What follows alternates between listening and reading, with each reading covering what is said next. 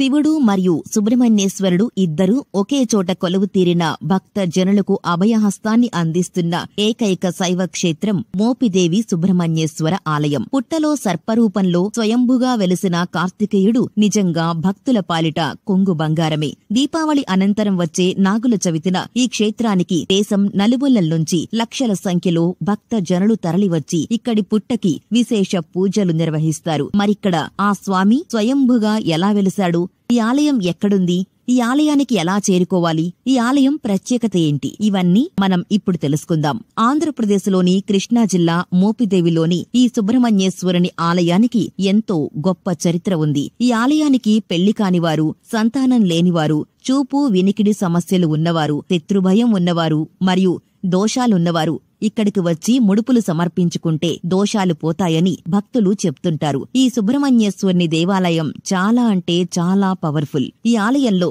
సంతానం లేనివారు ఒక్క రాత్రి నిద్ర చేస్తే దోషాలు పోతాయి అని గట్టి నమ్మకం. స్వయంగా స్వామివారు స్వయంభుగా ఇక్కడ వెలిశారు. ఇక్కడ ప్రత్యేకత ఏంటంటే కుమారస్వామి మనకు చిత్రాల్లో కనిపించినట్టుగా చేతిలో శక్తి ఆయుధం పట్టుకుని బాలుడిగా దర్శనం ఇవ్వరు. తండ్రి శివుని మాదిరిగా లింగాకారంలో ధన్యుల్ని చేస్తాడు. ఇక శివలింగాలకి ఉన్నట్టుగా ఈ స్వామికి పానవట్టం ఉండదు. దానికి బదులు ఒక పాము చుట్టలు చుట్టుకుని ఉన్నట్లుగా కింది భాగం ఉంటుంది. దానిపైనే లింగాకారంలోని స్కందుడు కొలివై ఉంటాడు. ఈ దేవాలయం యొక్క స్థల పురాణం ఒకసారి తెలుసుకుందాం. ఒకసారి సనక సనందులు శివుని దర్శనం కోసం కైలాసం చేరుకున్నారు. అదే సమయంలో సచి, స్వాహ మరికొందరు దేవతామూర్తులు పార్వతీదేవిని కలిసేందుకు వచ్చారట. వారిని చూసిన సుబ్రహ్మణ్యేశ్వరుడు నవ్వడం మొదలుపెట్టాడట. అది గమనించిన తల్లి పార్వతీదేవి మందలించడంతో సుబ్రహ్మణ్యేశ్వరుడు పార్వతీదేవిని క్షమాపణ కోరి తపస్సు చేసేందుకు ఈ స్థలానికి వచ్చారట. అదే సమయంలో అగస్త్య మహర్షి లోపాముద్ర సహితుడై కాశీ పట్టణాన్ని వదిలి దక్షిణ భారతదేశంలో పర్యటించాడు. మార్గం మధ్యలో శిష్యులతో కలిసి కృష్ణానదీ తీరంలోని మోహినీపురంలో సేదతీరుతుండగా జాతి వైరాన్ని మరిచి పాము, ముంగిస,